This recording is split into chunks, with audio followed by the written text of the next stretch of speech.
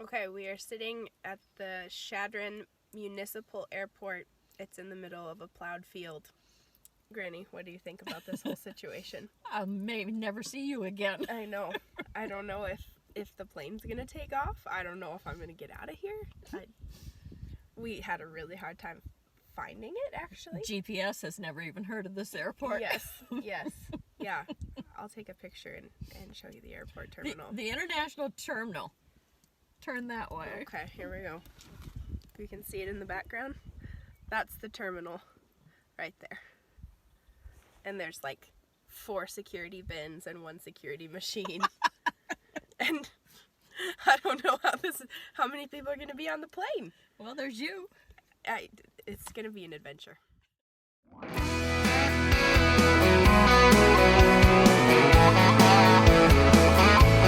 Escape in a hurry, gone in a flash. Get your bags packed, baby, 'cause we ain't coming back. Don't know where we're going, so pick a place on the map. It doesn't matter to me, close your eyes, count to 3, we'll be where we end up at. 'Cause when we're gone, you ain't missing it for long.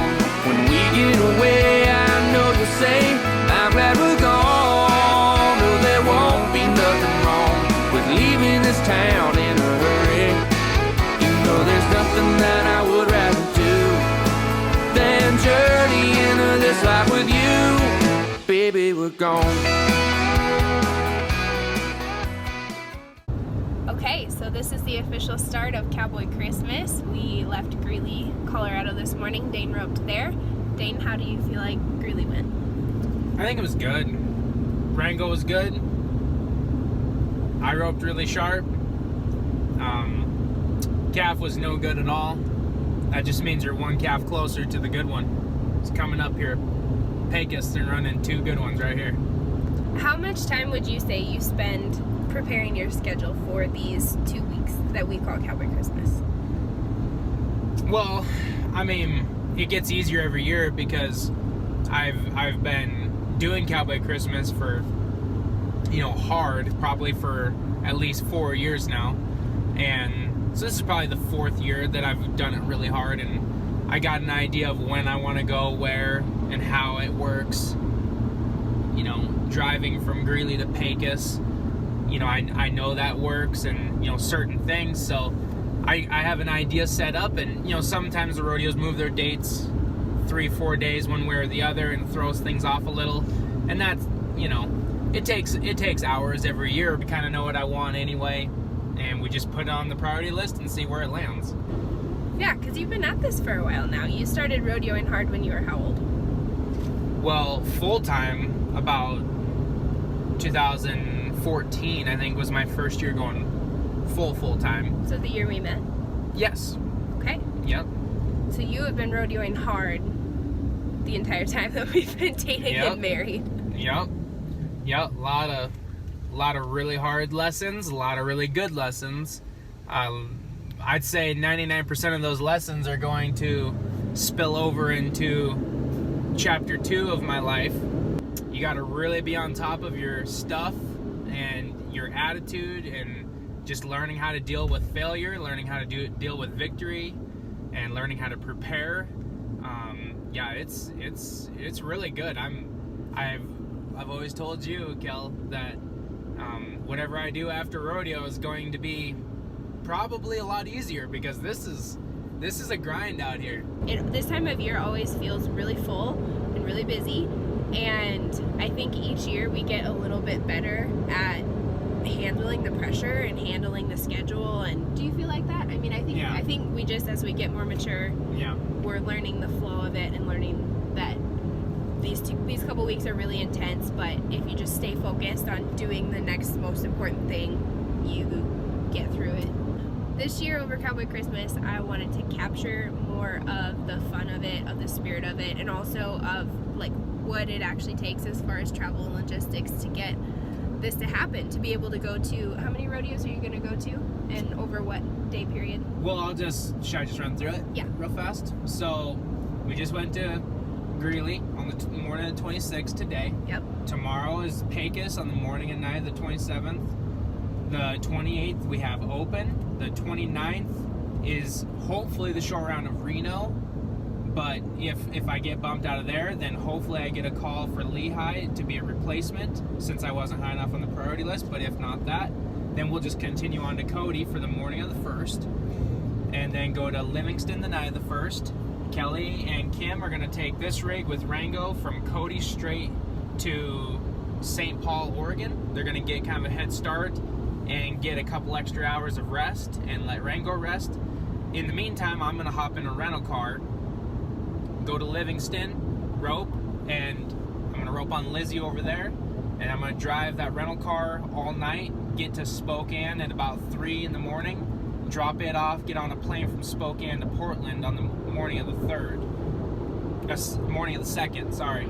And then the morning of the 2nd, I'll rope 2 calves. I got the middle that morning.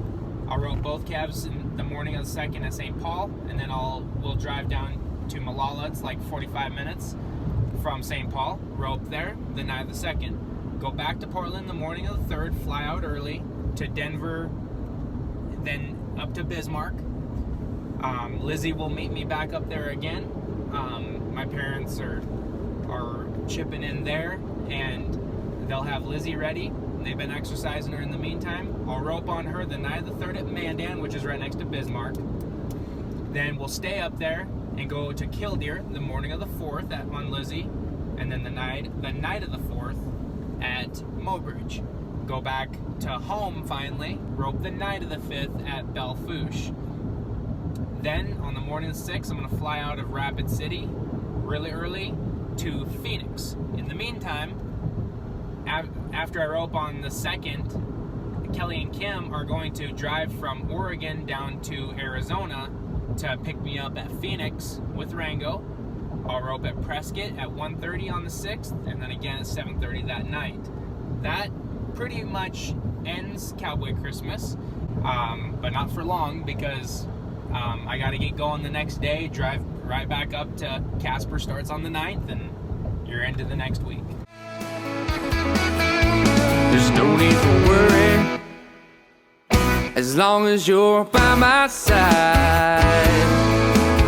So just get ready to go, and we'll hit the road. Prepare for a long, long ride, 'cause when we're gone, you ain't missing it for long.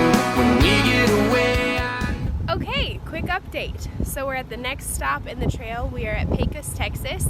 Dane and Rango roped this morning there was an 8 a.m. slack. So we have the pickup and the trailer here. We have a little campsite set up. You can see the fence for Rango right there, eating some cubes. So it was a great morning for the guys, but we got in at about 4 a.m. Dane got 2 to 3 hours of sleep and then woke up and made a great run. I'm so proud of him. So he was 10.5 and is coming back tonight in the performance. So then there's a little bit of a predicament going on, because he is still currently 10th in the average at Reno. Reno is almost a full day's drive from here in Pecos. So we're trying to figure out, is Dane going to, number 1, make the short round? Number 2, if he does make the short round, how is he going to get there? Are we going to try to drive? Are we going to drive back to Denver and have him fly? So that's kind of the big decision that's happening right now. But Dane's catching a few hours of sleep before the performance tonight. So I'll let you know what happens. I'm glad we're gone. Oh, there won't be nothing wrong with leaving this town in a hurry. You know there's nothing that I would rather do than journey into this life with you. Baby, we're gone.